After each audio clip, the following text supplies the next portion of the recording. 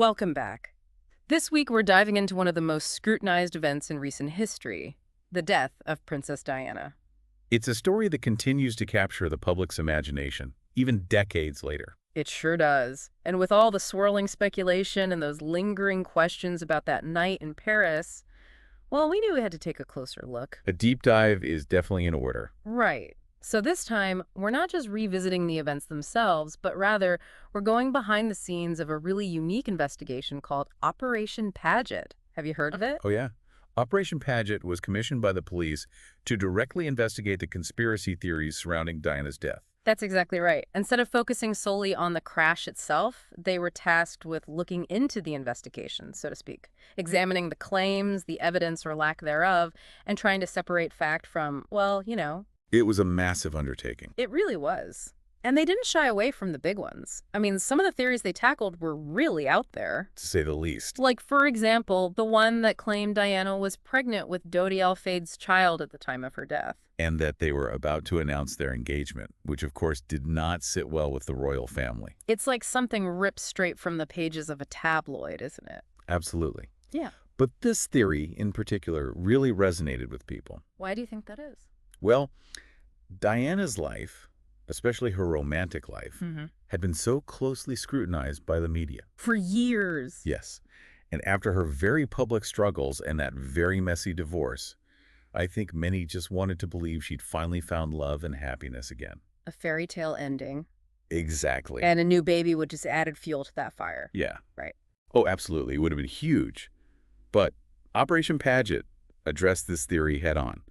They dug into the evidence, or really, I should say, the lack thereof. So what did the report uncover? Was there any truth to this pregnancy claim? Well, they analyzed Diana's medical records very thoroughly, including, of course, her autopsy report, which was, pretty conclusive. Exciting. No pregnancy. And the records also showed that she was using contraception at the time of her death. So, case closed on that one, it seems. But what about the other part of that theory? The claim that the royal family wasn't happy about this supposed engagement. Did Operation Paget look into that at all? They did. And it actually uncovered a really interesting detail that I think challenges a lot of assumptions people had about the royal family's views on Diana's personal life. Well, according to the report, Diana had actually considered marriage before, a few years earlier. To another man. Yes. And get this, he was also a Muslim. Interesting. And what was the royal family's reaction back then? According to Operation Paget, they had no objections. In fact, the report states that they reportedly gave their blessing to the relationship. Wow. Okay, so that definitely throws a wrench into the narrative that they were completely opposed to Diana marrying, well, anyone outside their circle, really. It does make you wonder, doesn't it? It really does. So it seems like that theory, well, definitely juicy, doesn't hold up under scrutiny. Right, and that's the thing about conspiracy theories, isn't it? They're often very compelling on the surface, but when you start digging into the evidence... The pieces don't quite fit. Exactly. Speaking of pieces not fitting, let's move on to another popular theory, this one involving the driver, Henri Paul. Ah, yes, the theory that he was not simply negligent, as the initial reports concluded, but actually an MI6 agent. Secret agent behind the wheel, that's the one. Tasked with causing the crash. On behalf of, you guessed it, the royal family. It sounds like something straight out of a spy thriller. It does, doesn't it? And Operation Paget, as we mentioned, looked into this one pretty thoroughly.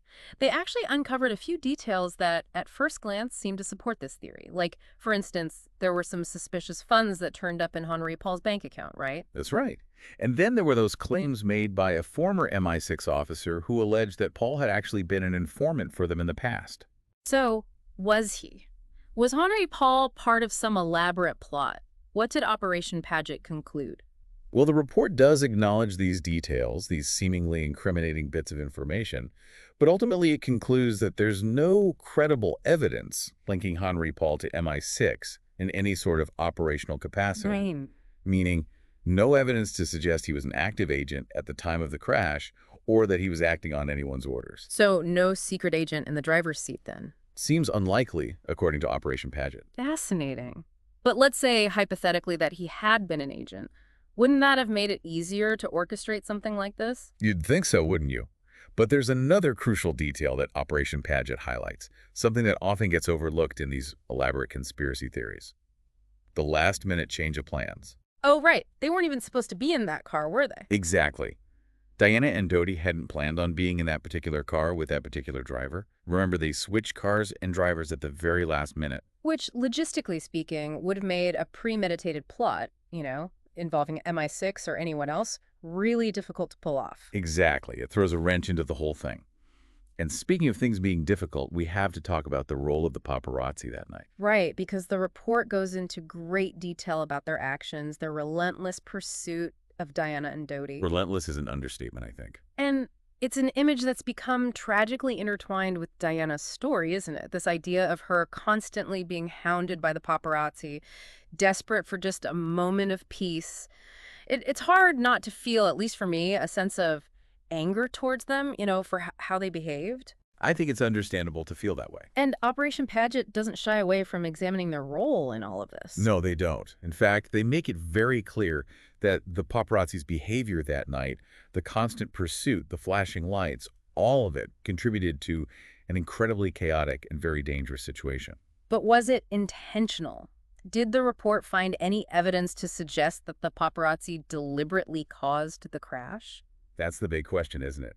And Operation Paget, through its investigation, which included interviewing numerous witnesses, examining all the photographic and video evidence, concluded that while the paparazzi's actions were undoubtedly reckless and, irresponsible, there was no evidence to suggest that they deliberately caused the crash. So a tragic accident fueled by this, relentless pursuit, but not a coordinated attack. That's what Operation Paget concluded. Okay.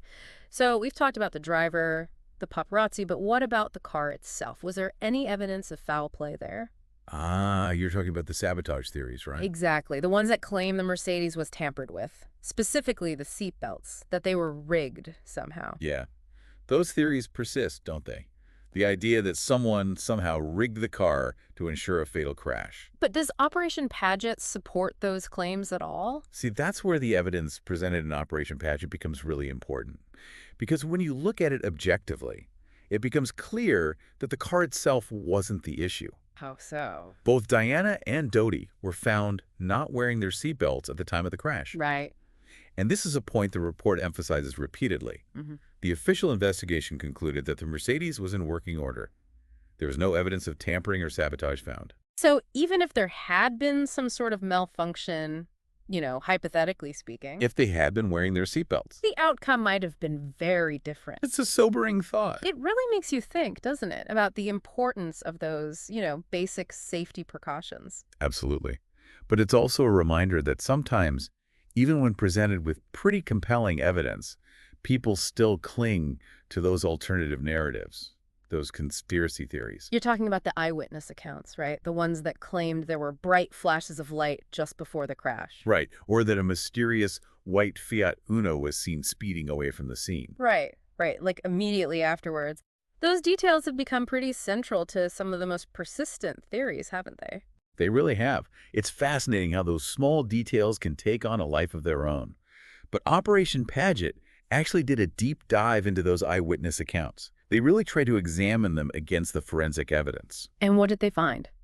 Well, regarding the flashes of light, the report confirms that several witnesses did report seeing them. So were they lying? Making it up? Not necessarily.